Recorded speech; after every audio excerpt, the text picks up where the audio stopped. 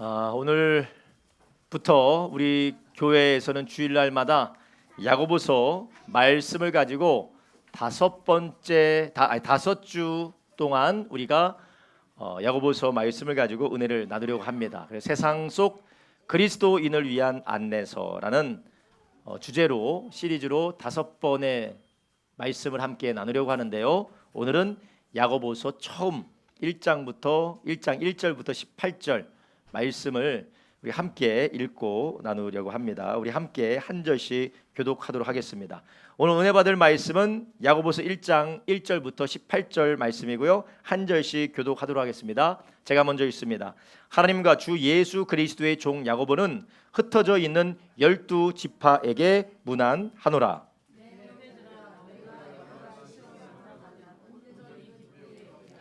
이는 너희 믿음의 시련이 인내를 만들어내는 줄 너희가 알미라.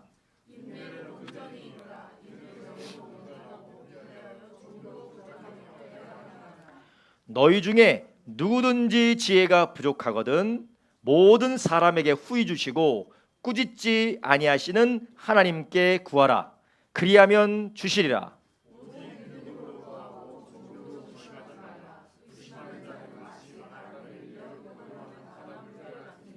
이런 사람은 무엇이든지 주께 얻기를 생각하지 말라. 낮은 형제는 자기의 높음을 자랑하고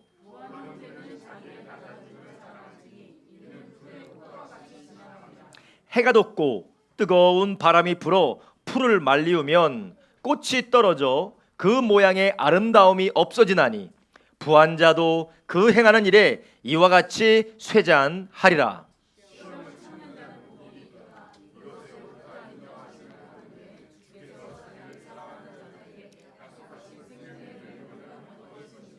사람이 시험을 받을 때에 내가 하나님께 시험을 받는다 하지 말지니 하나님은 악에게 시험을 받지도 아니하시고 친히 아무도 시험하지 아니하시느니라.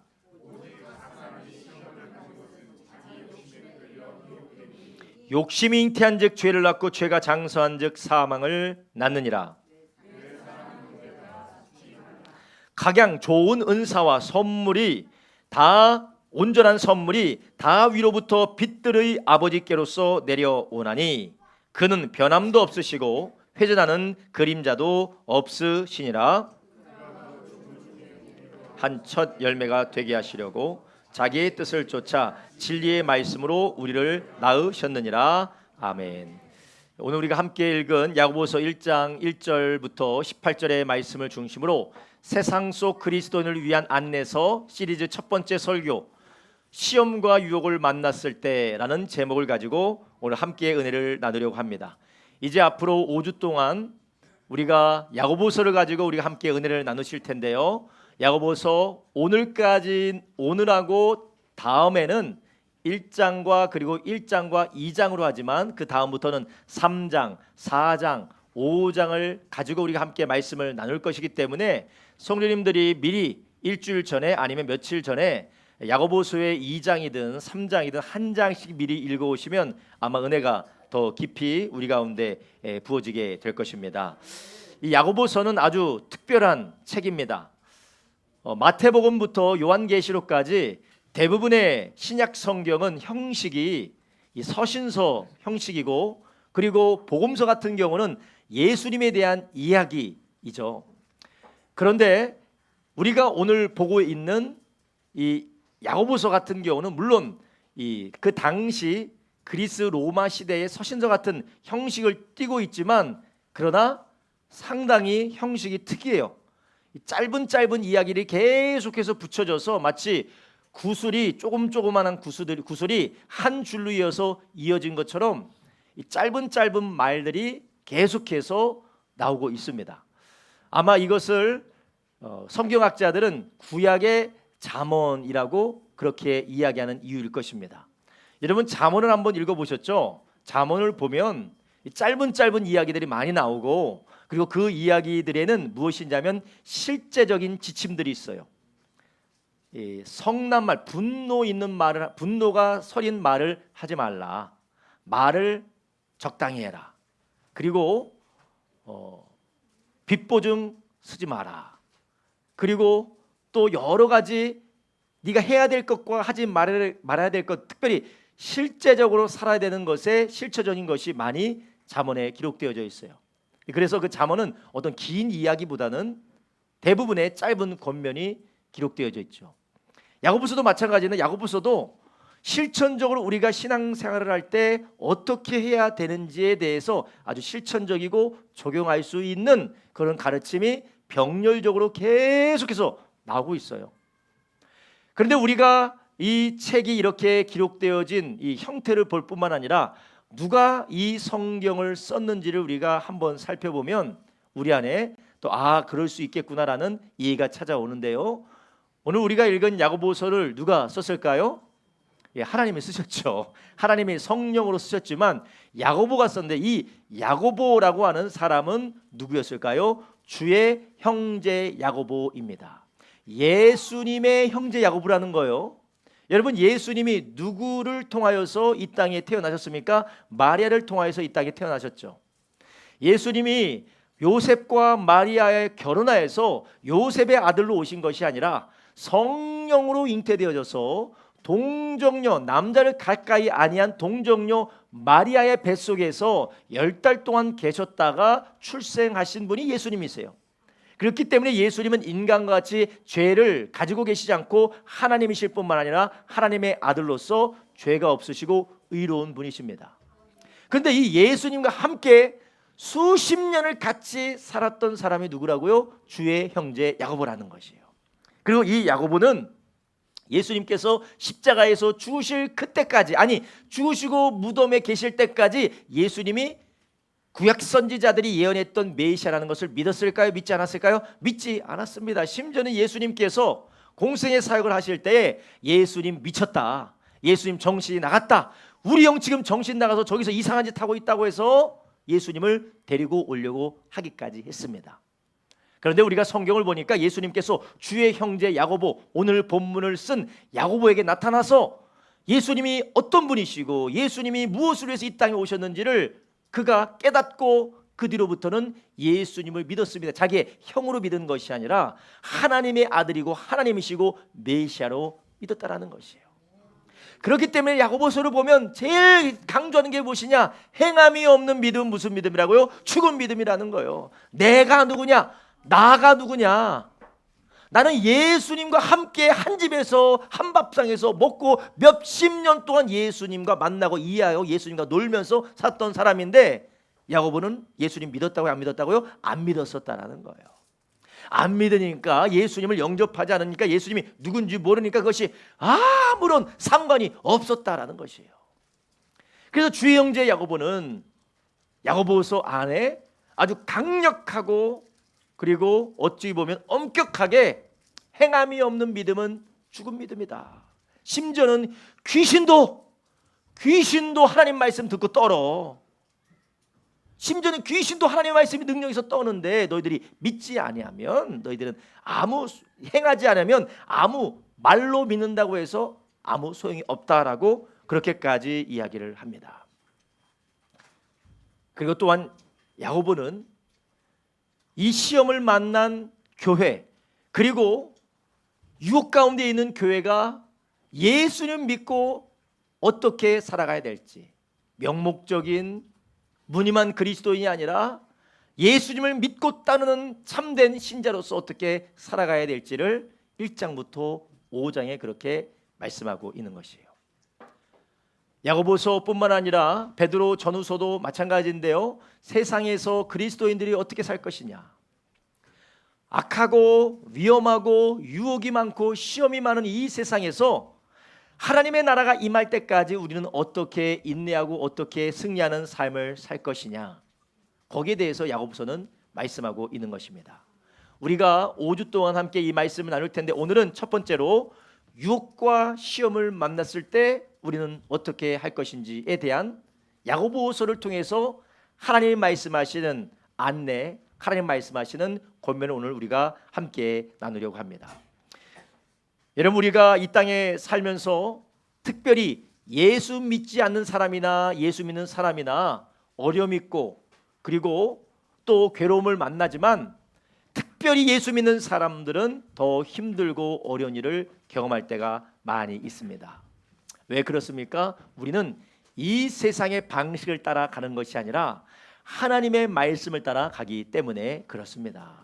이 세상의 질서를 따라 살아가는 것이 아니라 하나님의 질서를 따라 우리가 살아가기 때문에 그렇습니다.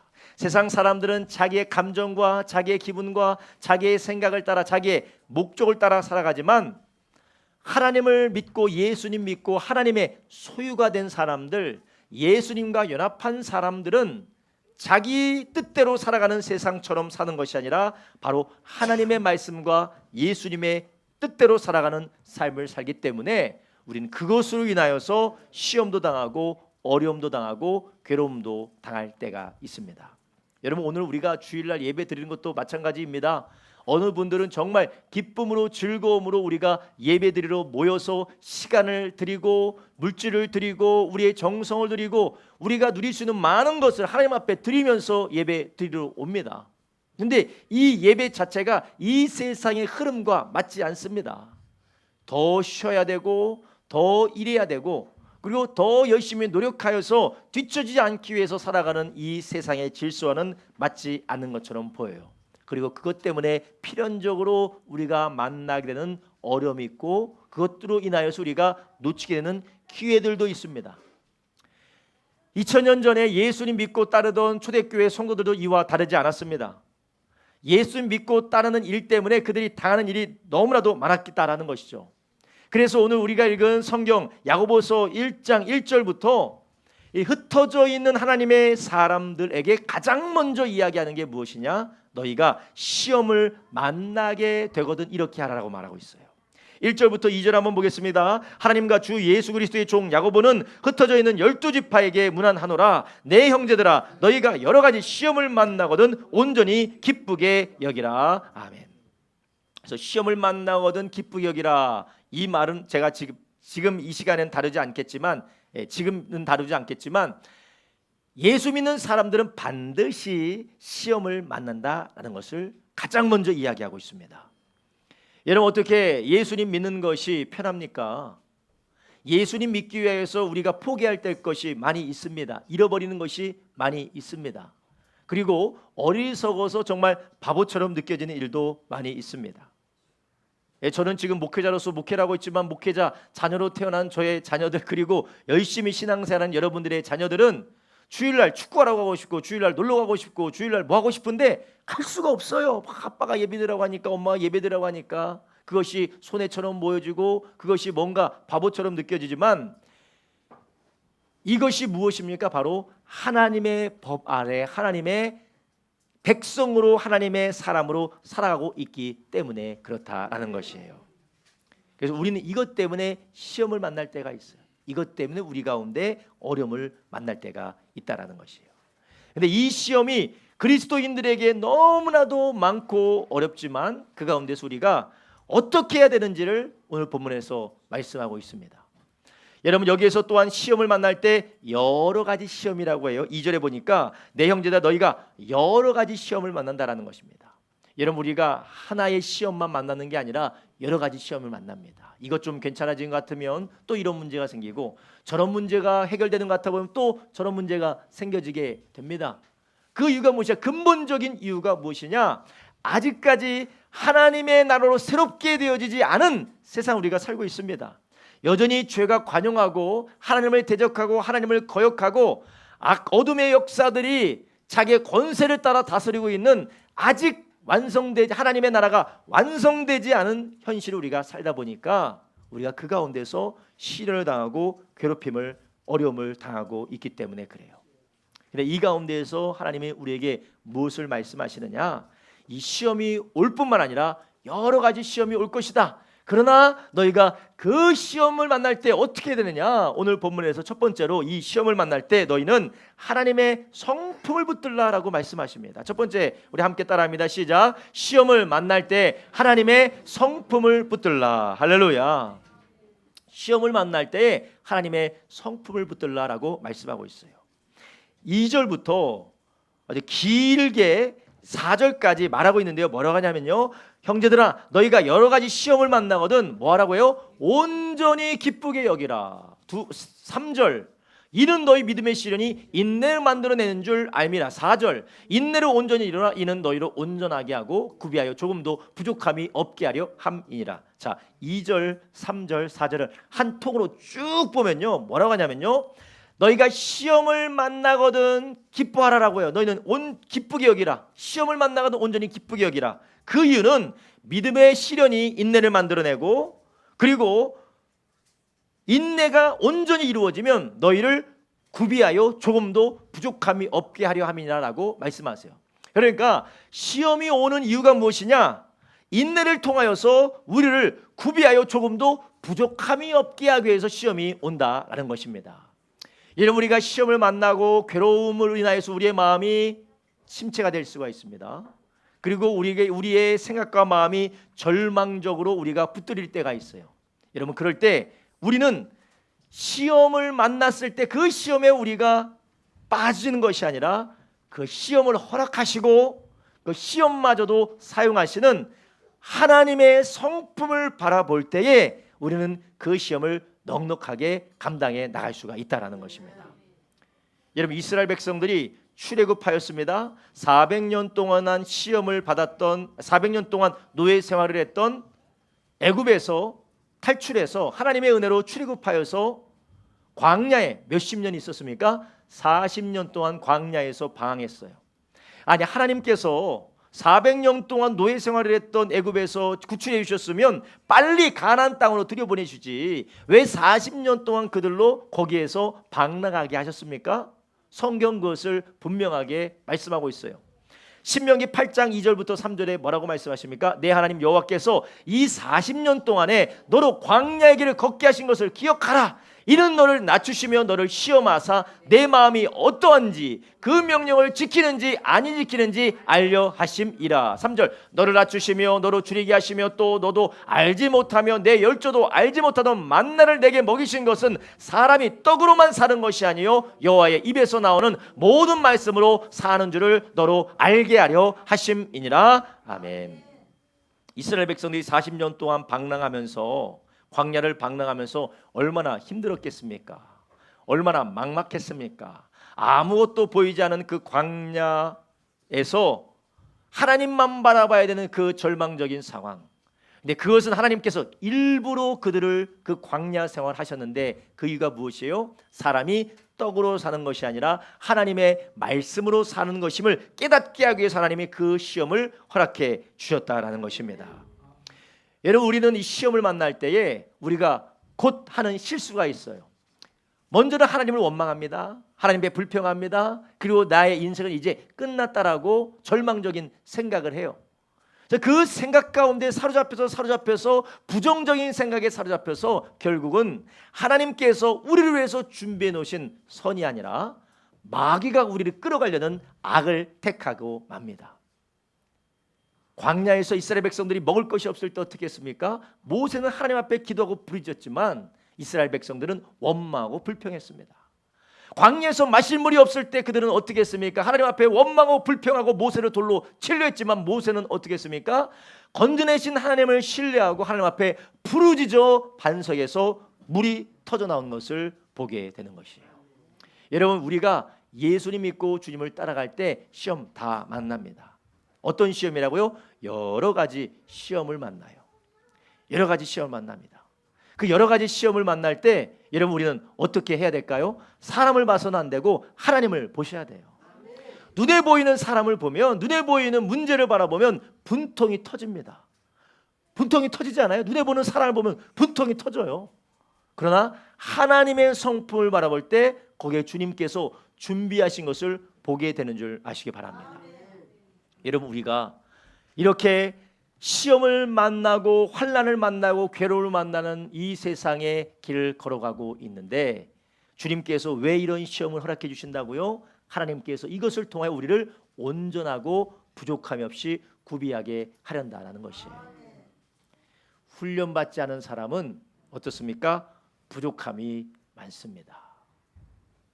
여러분 저를 비롯해서 우리 성도님들의 삶에 영적으로나 육적으로나 훈련을 받지 않은 사람들은 여실히 자기의 부족함이 나타나게 되어져 있어요. 하나님은 우리를 사랑하셔서 우리로 귀하고 영광스러워 복된 모습을 우리를 이 땅에서 사용하실 뿐만 아니라 하나님 나라에서 영광스럽게 하기 위해서 우리를 지금도 훈련하고 연단해 나가는 것을 믿으시기를 바랍니다.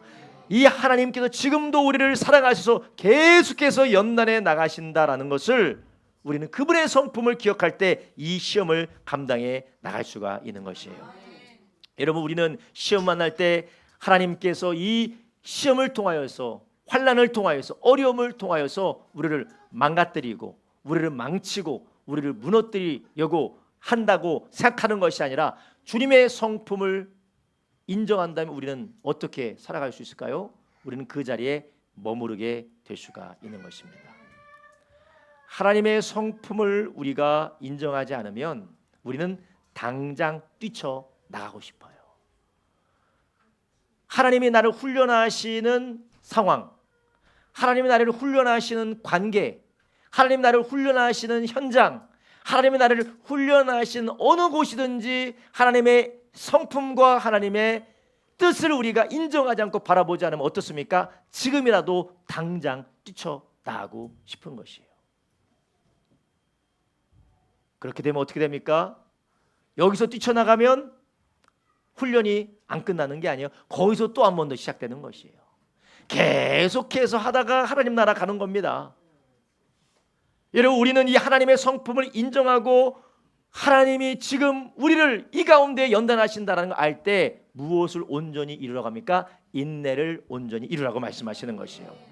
로마서 5장 3절부터 8절 이렇게 말합니다. 다만 이뿐 아니라 우리가 환난 중에도 즐거워하니 이는 환난은 인내를, 인내는 연단을, 연단은 소망을 이루는 줄 알미로라. 소망이 부끄럽게 아니하면 우리에게 주신 성령으로 말미암아 하나님의 사랑이 우리 마음에 부은 바 되매니 우리가 아직 연약할 때 기약대로 그리스도께서 경건치 않은 자를 위하여 죽으셨도다. 죄인을 위하여, 의인을 위하여 죽는 자가 쉽지 않고 선인을 위하여 용감히 죽는 자가 혹 있거니와 우리가 아직 죄인 되었을 때 그리스도께서 우리를 위하여 죽으심으로 하나님께서 우리에게 대한 자기의 사랑을 확증하셨느니라. 아멘.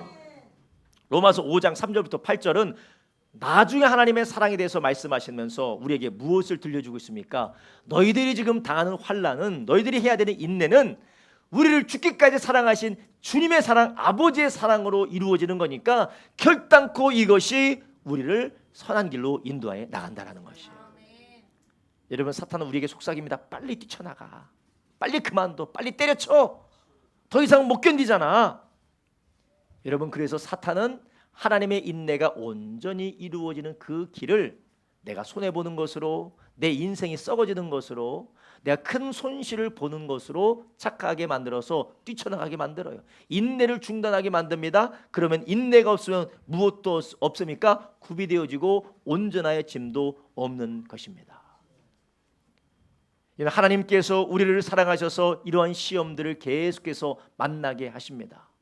그 시험을 만날 때마다 하나님은 먼저는 우리를 예수님을 닮아가게 하시고 하나님의 뜻을 분별하게 하시고 그 가운데서 하나님께서 주시는 은혜 가운데 우리로 준비케 하시는 겁니다. 무엇을 준비케 하십니까? 도대체 하나님 우리를 무엇을 준비하게 하시나요? 마치 부모가 자녀를 위해서 상속과 유산을 준비해 놓았는데 그것을 감당하고 활용하고 그것을 잘 사용할 수 있는 나이까지 준비되어지는 것처럼, 기다리는 것처럼 우리도 하나님께서 우리를 위하여서 구원하시고 우리 가운데 역사하고자 하시는 하나님의 거룩한 뜻을 위해 우리가 준비되어지고 있는 줄 아시기를 바랍니다. 그래서 오늘 우리가 읽은 본문에서는 계속해서 인내하라고 말씀하는 거예요. 4절에 말합니다. 인내를 온전히 이루라. 이는 너희를 온전하고 구비하여 조금도 부족함이 없게 하려 함이니라. 아멘. 여러분, 지금 우리가 당하는 많은 시험들과 어려움들이 시험으로 끝나지 않습니다. 시련으로 끝나지 않습니다. 정말 도망가고 싶고 뛰쳐가고 싶고 내가 나가고 싶고 정말 내가 하기 싫은 그 일들을 우리가 하나님을 신뢰함으로 묵묵하게 감당해 나갈 때 오히려 하나님은 그것을 통하여서 선을 이루어 주신다라는 것이에요. 로마서 8장에 하나님께서 하나님의 사랑받은 자들을 뭐라고 하십니까? 로마서 8장 28절에 말씀하시죠. 우리가 알거니와 하나님을 사랑하는 자 곧 그 뜻대로 부르심을 입은 자들에게는 모든 것이 합력하여서 무엇이 된다고요? 선을 이루느니라. 하나님께서 이 모든 것들을 통하여서 선을 이루신다는 것이에요. 많은 분들은 내가 이것을 해서 이제 좋은 일 이루어지겠지, 더 돈을 많이 벌겠지, 더 사업이 잘 되겠지, 더 내 자녀가 잘 되겠지라고 생각하는데, 예, 그럴 수도 있습니다. 그러나 하나님께서 진정으로 우리 가운데 선을 이루신 것이 무엇입니까? 29절에 8장 29절에 뭐라고 말씀하시냐면요, 우리로 예수 그리스도 하나님의 아들의 형상을 본받게 하기 위하여서 인도에 가신다라는 것이에요. 이제는 우리가 감사할 줄 몰랐지만 이제는 감사한 것을 알고, 이제는 우리가 하나님만이 나의 소망인 줄 모르다가 이제 하나님이 나의 소망임을 아는 것이에요.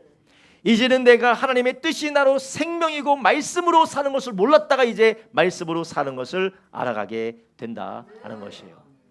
하나님이 지금도 여러분의 삶에서 경제적이고 관계적이고 가정적이고 사업적이고 모든 만남의 이 어려움과 고통들 하나님이 이 시험 우리 가운데 허락하세요.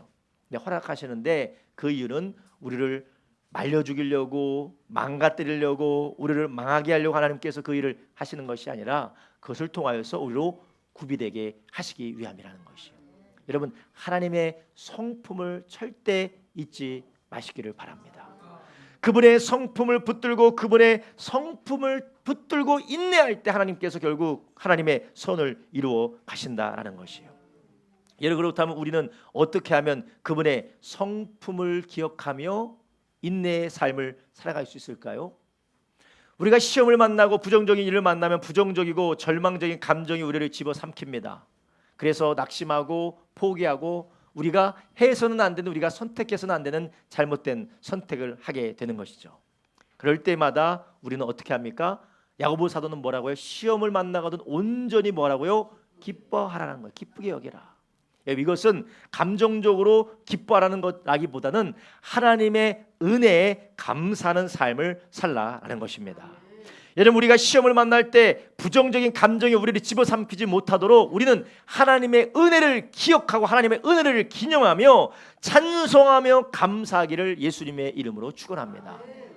그렇기 때문에 여러분, 우리의 삶에 예배는 필수적인 것이에요. 여러분의 삶의 가정 예배든 회중 예배든 아니면 여러분의 삶의 말씀을 묵상하며 찬양하는 삶이든 개인적인 예배든 회중의 예배든 가정의 예배든 필수적인 것이에요. 여러분의 시험의 한복판에서, 환난의 한복판에서 우리의 예배가 증발되고 사라지게 되면 어떻게 됩니까? 우리는 극단적인 감정, 절망적인 감정에 붙들리게 되는 것이에요. 여러분, 우리의 감정은 지금 어디로 향하고 있습니까? 여러분의 시험과 문제가 여러분을 삼켜서 침륜에 빠지게 하지 못하도록 우리가 깨어서 은혜 안에서 함께 예배하는 저와 여러분 되길 주님의 이름으로 축원합니다. 여러분의 힘든 일, 어려운 일이 있다면 여러분의 아내와 남편과 함께 하나님의 말씀을 붙들고 기도해 보십시오. 하나님을 찬양하고 예배해 보십시오. 아, 목사님, 저는 어떻게 예배할 줄 모르겠는데요. 너무 쉬워요. 그냥 성경 두세 장이라면 못 읽겠죠. 한 몇 구절 읽고, 아, 이 구절 내가 좋아한다, 그 구절 읽고 하나님 찬송하십시오. 그리고 문제를 가지고 기도를 하십시오. 하나님께서 우리의 마음을 어떻게 바꿔주시느냐? 이전에는 상황 가운데 압도되어져 있다가 말씀을 통하여서 하나님이 어떠한 분이신지 깨닫고 그 가운데 하나님을 의지하는 삶으로 돌이키게 된다는 것이에요.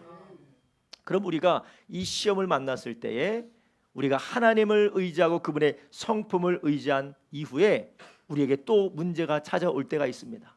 하나님께서 정말 이것을 통해서 선을 이루어 가심을 알겠는데, 나를 잘 구비하시고 준비하셔서 하나님이 주신 복을 누리게 하심을 알겠는데 지금 당장 내가 어떻게 살아가야 될지 모르겠다라는 거예요. 지금 당장 내가 선택을 해야 되는데, 내가 하루를 살아가야 되는데 어떻게 살아가야 될지 모르는 때가 찾아온다라는 것이에요. 그래서 오늘 본문에서 야고보 사도는 또한 뭐라고 했습니까? 두 번째로 길이 보이지 않을 때 무엇하라고요? 기도를 시작하라라는 것이에요. 여러분, 길이 보이지 않을 때 기도를 시작하라면 따라합니다. 길이 보이지 않을 때 기도를 시작하라. 할렐루야. 5절에 이렇게 말합니다. 너희 중에 누구든지 지혜가 부족하거든 모든 사람에게 후히 주시고 꾸짖지 아니하시는 하나님께 구하라. 그리하면 주시리라. 아멘. 시험을 당하고 유혹을 당하고 시련을 당하여서 어찌해야 될지 모를 때, 내 자녀를 어찌해야 될까, 내 직장과 사업장을 어찌해야 될까, 그리고 내가 관계 가운데 어찌해야 될까? 내가 경제적인 문제를 어찌해야 될까? 나의 건강의 문제를 어떻게 해야 될까? 나의 정서적이고 심리적이고 나의 정신적인 문제를 어떻게 해야 될까? 도대체 어떻게 해야 될지 모를 때에 야고보 사도는 아주 단도직입적으로 딱 집어서 권면하고 있어요. 뭐라고요? 하나님의 지혜를 구하라는 것이에요.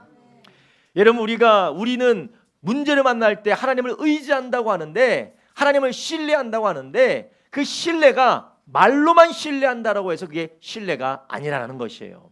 그 신뢰하는 삶은 반드시 무엇이 따라와야 될까요? 기도가 따라와야 될 줄로 믿습니다. 그리고 그 기도를 통하여 하나님께서 밑도 끝도 없는 것처럼 보이지만 하나님께서 지혜도 주시고 길도 열어주시고 만날 사람도 만나게 해주시고 주님께서 영육간에 형통하게 하시는 줄 아시기 바랍니다. 그래서 5절에 너희가 꾸짖지 아니하신 하나님, 너희들이 하나님의 성품을 알고 하나님의 성품을 붙들었다면 그러면 그 주님께 너희는 기도하라 라고 말씀하고 있는 것이에요. 여러분, 우리는 지금 어떠한 모습으로 이 시련과 유혹을 마주하고 있습니까? 하나님의 성품을 의지했다면 하나님의 선하심과 그분의 인자하심을 붙들고, 그래 하나님께서 이것을 통하여서 역사하실 거야, 이것을 통하여서 나의 삶을 축복해 주실 거야, 우리가 믿는다면 너무나도 감사한 일이에요. 그러나 그렇게 믿는 것에 머물러 있다면 부족합니다. 지금 성경은 뭐라고요? 지혜를 구하라라는 것이에요. 우리가 지혜를 구하지 않으면 우리가 구하지 않은 만큼 누구의 지혜로 결정하고 판단하고 우리가 행하게 됩니까? 나의 지혜를 따라 살게 되는 것이에요. 잠언서 3장 5절부터 8절은 우리에게 이렇게 말씀하세요. 너희는 마음을 다하여 여호와를 의뢰하고 내 명철을 의지하지 말라. 너는 범사의 그를 인정하라. 그리하면 내 길을 지도하시리라. 스스로 지혜롭게 여기지 말지어다. 여호와를 경외하며 악을 떠날지어다. 이것을 내 몸에 양약이 되어 내 골수로 윤택하게 하리라. 아멘. 그러니까 여호와를 의뢰하고 여호와를 의지하고 하나님을 의뢰하는 것이 무엇입니까? 하나님의 말씀에 순종하는 것이요, 주님 앞에 도우심을 구하는 기도라는 것입니다. 여러분, 우리가 우리의 삶에 1년까지 말할 것도 없고요, 우리가 일주일 동안 여러분은 얼마나 기도하는 삶을 사셨습니까? 밥 먹을 때 기도하는 거 빼고요. 이거 손 들러가면 충격적인 얘기가 나올 것 같은데, 1시간 이하로 기도하신 분 마음으로 손 드세요. 1시간 이하로 기도하신 분, 30분 이하로 기도하신 분 손 들어보세요. 아직 안 드시네. 20분 이하로 기도하신 분 손 들어보세요. 10분 이하로 기도하신 분 손 들어보세요. 아직도 안 드신 분이 계시네. 5분 이하로 기도하신 분 손 들어보세요. 한 번도 기도 안 했다 한번 손 들어보세요. 밥 먹을 때 기도하는 거 빼고. 행함이 없는 믿음은 죽은 믿음이라는 거예요. 야고보 사도는 주의 형제였습니다. 그는 예수님과 밥같이 먹고 예수님과 함께 이야기하고 예수님과 잠도 자고 예수님과 함께 놀았어도 믿지 않으니까 아무런 소용이 없었습니다. 너희가 하나님의 선하심을 의지할 뿐만 아니라 하나님 앞에 무엇을 구하라고요? 지혜를 구하라는 것이에요. 구하라는 것은 기도하는 것입니다. 여러분, 기도하지 않으면 하나님의 지혜가 없으니까 아무것도 안 보여요. 도대체 어디로 가야 될지 모릅니다. 그러나 하나님이 지혜를 주시면 피할 길이 보이고 나갈 구멍이 보이고 이미 열려진 길이 보여지는 줄 아시기 바랍니다. 사방팔방이 꽉 막힌 것 같은데 그것은 절대로 맞는 말이 아니에요. 하나님은 피할 길을 이미 우리에게 예비해 주고 계신 줄 아시기 바랍니다. 사방이 꽉 막힌 것처럼 보여도 하나님은 우리를 위하여서 피할 길을 주셨고 주님께서 우리에게 쌓아두신 은혜가 있는데 언제 그것이 보이느냐? 바로 우리가 기도할 때 보인다라는 것이. 빌립보서 4장 6절부터 7절에 우리에게 뭐라고 하십니까? 아무것도 염려하지 말고 모든 일에 뭐 하라고요? 기도와 간구. 기도와 간구로 너희 구할 거 하나님 앞에 어떻게 하라고요? 감사함을 하나님 앞에 뭐라고요? 아뢰라. 기도와 간구로 아뢰라는 것이. 7절 보겠습니다. 그리하면 모든 지각에 뛰어난 하나님의 평강이 그리스도 예수 안에서 너희 마음과 생각을 지키시리라. 아멘. 우리의 마음과 생각을 지키신다는 것은 근심과 염려와 극단적인 생각에서 지키시는 것도 되지만 우리의 마음과 생각을 인도하셔서 갈 길로 가게 하시는 것입니다. 여러분, 우리의 기도가 살아나지 않는다면 시련을 뚫고 선으로 나갈 수가 없습니다. 너희는 내게 부르짖으라. 예레미야 33장 3절에 말씀하셨죠. 기도하면 하나님께서 부르짖으면 어떻게 한다고 하셨어요? 내가 크고 비밀한 일을 너에게 보이리라. 기도하면 이미 주님이 준비했는데 우리는 몰라요. 못 봐요. 알 수 없습니다. 근데 주님께서 그것을 어떻게 하신다고요? 보여주신다라는 것입니다. 여러분, 하나님은 이미 우리를 너무 사랑하셔서 하나밖에 없는 아들을 십자가에 내어주시기까지 사랑하신 하나님이 저와 여러분을 위한 모든 것을 다 준비해 주셨어요. 준비해 주셨는데 우리가 간구하며 기도하지 않으므로 이것을 분별할 수도 없고 알 수도 없고 하는 것마다 잘못된 선택을 하고 있는 것입니다. 지혜가 없어서 그래요. 에스겔서 36장 35절부터 37절에 이렇게 말씀하셨습니다. 사람이 이르기를 이 땅이 황무하더니 이제는 에덴 동산같이 되었고 황량하고 적막하고 무너진 성읍들의 성벽과 거민이 있다 하리니 너희는 사면에 이방 사람이 나 여호와가 무너진 것을 건축하며 황무한 자리에 심은 줄을 알리라. 나 여호와가 말하였으니 이르리라. 하나님이 이거 이루어주시겠다요. 근데 37절에 뭐라고 말씀하세요? 나 주 여호와가 말하노라. 그래도 이스라엘 족속이 이와 같이 자기들에게 이루어주기를 내게 구하여야 할지니라. 할렐루야. 그래도 너희가 나에게 구해야 된다라는 것이에요.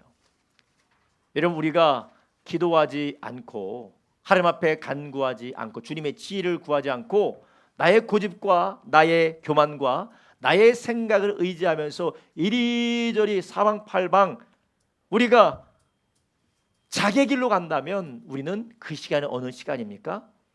오히려 우리는 방황하는 시간이고 우리의 시간을 낭비하는 시간이에요. 만약에 우리 모든 성도님들이 길이 보이지 않을 때 우리 주님의 성품을 의지하여 주님 주실 예비하신 것을 구하게 하여 기도하는 저와 여러분 되길 예수님의 이름으로 축복합니다. 그렇다면 여러분, 그럼 목사님, 저 기도하고 싶어요. 그럼 어떻게 해야 되죠? 전 두 가지만 말씀드리고, 첫 번째는 기도하려고 하신다면 일단 내가 기도를 지금 못하고 있는데 기도하고 싶다라고 하면 여러분 일단 기도 못하는 사람인 결론을 내리세요. 일단 진단이에요. 여러분 기도 못하시는 분 계시죠? 지금 하루에 일주일에 기도 5분 이하로 하시는 분은 일단 나는 기도 못하는 사람이라고 낙인을 딱 찍으세요. 그리고 혼자 기도하려고 마시고 같이 기도하세요. 혼자 기도한 사람은 절대 기도 못합니다. 만약 여러분이 기도하고 싶다면 목사님 저 기도하고 싶어요. 저는 일주일에 5분도 기도 못해요. 여러분 혼자서 기도 못합니다. 기도할 수 있는 동역자를 찾으시기를 바랍니다. 기도 모임에 나오든지 아니면 기도하는 사람에게 나 기도하고 싶은데 나와 같이 기도할 시간을 좀 가지십시다라고 기도의 시간과 기도의 모임을 만드십시오. 가정에서 아내든 남편이든 아니면 형제든 아니면 우리 목장의 어떤 사람이든 아니면 교회 기도의 시간이든 그 시간에 기도할 수 있도록 기도의 파트너와 기도의 동역자들을 찾으시기를 바랍니다. 두 번째로는 여러분 기도가 안 된다고 하시면 여러분 기도할 수 있도록 주변 사람들에게 기도를 요청하시길 바랍니다. 첫 번째는 기도할 수 있도록 동역자들을 모으시고 또 하나는 기도할 수 있는 사람이 될 수 있도록 나를 위해서 기도해 주십시오라고 그렇게 부탁을 하세요. 대부분 기도가 열리지 않는 사람의 특징이 혼자 기도하기 때문에 그러고 주변 사람들에게 나 기도가 안 돼서 죽겠어요. 나 기도할 수 있도록 도와주세요. 안 해요. 야고보서 2장에 나오지만 나중에도 나오지만 서로의 죄를 구하고 서로의 연약함을 고백하라고 나와요. 고쳐지지 않는 사람이 누구냐? 병원 안 가니까 안 고쳐지는 거예요. 자기가 잘못됐다라는 것을 깨닫지도 못하고 그것을 허심탄회하게 공개적으로 나누지 못하기 때문에 기도가 안 되어집니다. 여러분, 여러분의 삶에서 아직 기도가 되어지지 않는 분, 첫 번째 기도할 수 있는 동역자들 찾으세요. 혼자 기도 절대 못합니다. 일주일에 5분 이하로 기도하시는 분은 혼자 기도 못하는 사람인 줄 그렇게 아세요. 안 돼요. 절대 안 돼요. 목사님 안 되는 게 어디 있어요? 성경에 써 있어요? 여러분의 삶을 보니까 임상적으로 보니까 거의 안 돼요. 기적적인 부분이 있지만 보통 나와 여러분은 기적적인 범주에 속하지 않아요. 나는 기도하지 못하기 때문에 기도할 수 있는 분을 함께 기도할 수 있는 분을 찾으세요. 두 번째로 내가 기도하지 못하니까 기도할 수 있도록 나를 위해서 충고해 주십시오. 기도해 주십시오라고 여러분의 신뢰할 만한 믿음의 동역자에게 요청하시기를 바랍니다. 우리 주님께서 뭐라고 하셨습니까? 두세 사람이 내 이름으로 합심하여 기도하면 하늘에 계신 하나님께서 그것을 이루시리라. 할렐루야. 여러분, 그리고 오늘 본문에서 세 번째로 우리가 시험을 만났을 때 우리에게 어떻게 하라고 하십니까? 영원한 하나님 나라를 위해서 살 때 우리는 그 시험에서 끝까지 견디고 승리할 수 있다라고 말씀하고 있습니다. 여러분, 오늘 본문에서 이 시험을 이길 수 있는 힘을 먼저는 하나님을 믿는 믿음뿐만 아니라 지혜라고 해요. 근데 이 지혜가 예수님으로부터 오고 하나님으로부터 오는 것인데, 그 지혜가 무엇이냐? 바로 하나님의 말씀이라고 하죠. 근데 그 하나님의 말씀이 무엇을 우리에게 말씀하고 있냐면, 오늘 본문의 18절을 이렇게 이야기합니다. 그가 그 조물 중에 우리로 한 첫 열매가 되게 하시려고 자기의 뜻을 쫓아 진리의 말씀으로 우리를 낳으셨느니라. 아멘. 자, 18절에 뭐라고 하세요? 그 조물 중에 우리로 첫 열매가 되게 하시려고 자기의 뜻을 쫓아 진리의 말씀으로 우리를 낳으셨다. 자, 하나님께서 우리를 구원하시되 우리는 이 땅에서 첫 열매가 되게 하셨는데, 어떤 첫 열매냐? 첫 열매는 곧 이것을 통해서 나중에 더 많은 수확이 있을 것이다 라는 것을 보게 되는 것처럼, 이 첫 열매는 이 땅에 어떠한 대단한 일이 일어나는 게 아니라 예수님이 다시 오실 때 새하늘과 새 땅이 되어서 그 가운데 우리가 영원히 살게 될 것을 우리로 보게 하신다라는 것이에요. 하나님은 우리를 예수 그리스도 안에서 구원하셔서 이 땅에서 잘 먹고 잘 살고 이 땅에서 영원히 살도록 하나님은 우리를 구원하시지 않으셨습니다. 하나님은 우리는 이 나라의 삶으로 부르지 않으시고 영원한 하나님의 나라로 우리를 부르셨다라는 것이에요. 근데 우리가 이러한 지혜가 없으면, 이러한 말씀에 붙들린 삶을 살지 않으면 어떻게 됩니까? 속게 된다라는 거예요. 욕심에 끌려 미혹이 되고요, 속게 된다라는 것이요. 13절에 이렇게 말합니다. 사람이 시험을 받을 때 내가 하나님께 시험을 받는다 하지 말지니 하나님은 악에게 시험을 받지도 아니하시고 친히 아무도 시험하지 아니하시느니라. 오직 각 사람이 시험을 받는 것은 자기 욕심에 끌려 미혹됨이니 욕심이 잉태한 즉 죄를 낳고 죄가 장수한 즉 사망을 낳느니라. 사랑하는 형제들아, 속지 말라. 할렐루야. 여러분, 우리가 시험을 당할 때에 하나님을 의지하고 예수님의 말씀을 붙들고 주님의 도우심으로 기도함으로 승리할 수 있는 반면, 부정적으로는 속지 않아야 승리할 수가 있습니다. 근데 마귀는 세상을 우리에게 어떻게 속이느냐? 이 세상이 전부라고 얘기해요. 이 세상의 일이 전부고 너희가 집중해야 될 것은 무엇을 먹을 것이냐, 무엇을 마실 것이냐, 어떻게 살 것이냐가 전부라고 그렇게 이야기를 합니다. 근데 하나님께서는 네가 이 시험을 만날 때 이 시험이 너에게 넘어짐이 되고 이 시험이 너에게 올무가 되지 않기 위해서 너희가 필요한 게 있는데, 무엇이냐? 너희는 하나님의 나라를 바라봐야 된다라는 것이에요. 여러분, 우리가 천국 소망, 하나님 나라 소망 없으면 돈에 잡힙니다. 사람이 잡힙니다. 명예에 잡힙니다. 우리는 물질 문명에 잡혀서 우리는 거기에서 시험에 빠져서 우리의 영혼이 병들어질 수밖에 없습니다. 야고보는 계속해서 이야기해요. 9절에도 말하죠. 낮은 형제들은 자기의 높음을 자랑하라.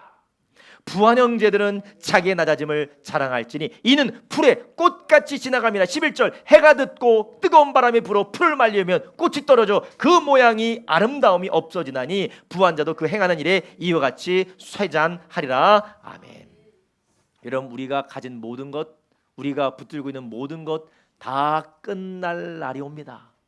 아무런 소용없이 끝날 날이 와요. 우리가 그렇게 목숨 걸고 우리의 인생을 갈아놓고 정말 죽느냐 사느냐 이것으로 내가 산다라고 이 붙들었던 모든 것들이 다 사라지는 날이 온다라는 거예요. 네, 우리가 하나님 나라를 바라보며 우리가 균형을 놓치고 우리가 방향을 놓치는 순간 마귀는 우리에게 욕심이 잉태되게 하고 그거로 말미암아 죄를 낳고 죄가 장사하여 사망으로 치우치게 된다라는 것이에요. 여러분, 우리가 세상에 많은 시험이 올 때 하나님의 성품을 붙들고 인내하고 그리고 하나님께 구함으로 주님의 지혜와 주님의 능력을 우리가 승리할 뿐만 아니라 우리는 명확하게 하나님 나라를 바라보는 그러한 말씀에 붙들린 사람, 천국을 소망하는 저와 여러분 되기를 예수님의 이름으로 축원합니다. 여러분, 이것이 우리에게 너무나도 어려워요. 너무나도 어렵고 너무나도 힘듭니다. 이 세상에 사는 것들이 전부인 것처럼 보이기 때문에 그렇습니다. 그래서 사도 바울은 골로새서 3장 1절부터 4절에 우리의 삶을 이렇게 살라고 말합니다. 골로새서 3장 1절부터 4절 이렇게 말합니다. 너희가 그리스도와 함께 다시 살리심을 받았으면 뭐를 찾으라고요? 위의 것을 찾으라. 너희는 그리스도께서 거기는 그리스도께서 하나님 우편에 앉아 계시느니라.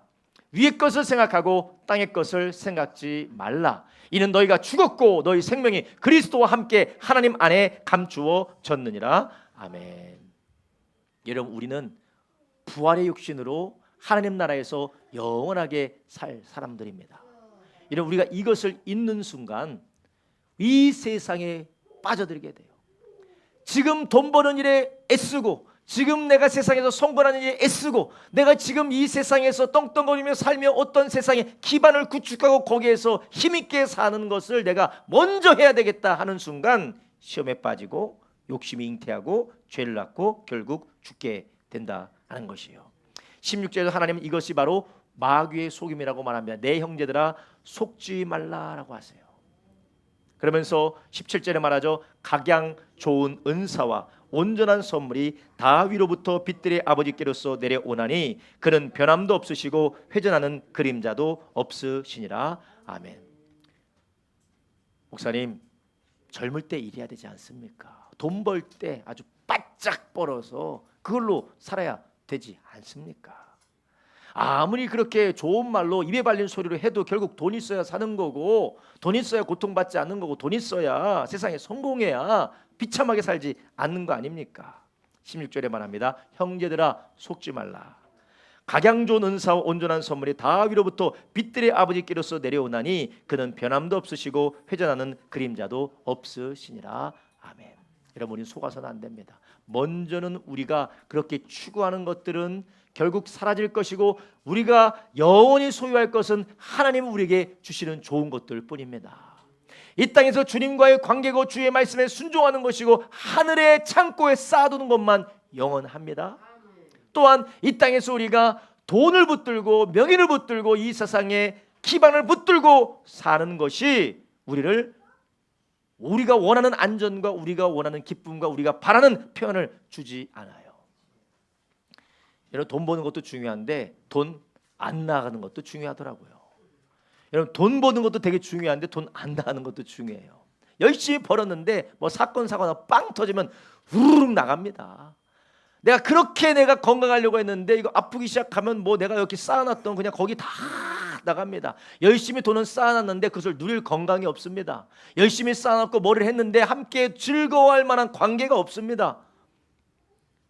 차라리 떡이 없을지라도 고기가 없을지라도 떡 하나 놓고 화목한 것이 낫다라고 전도서에 말하고 있지 않습니까?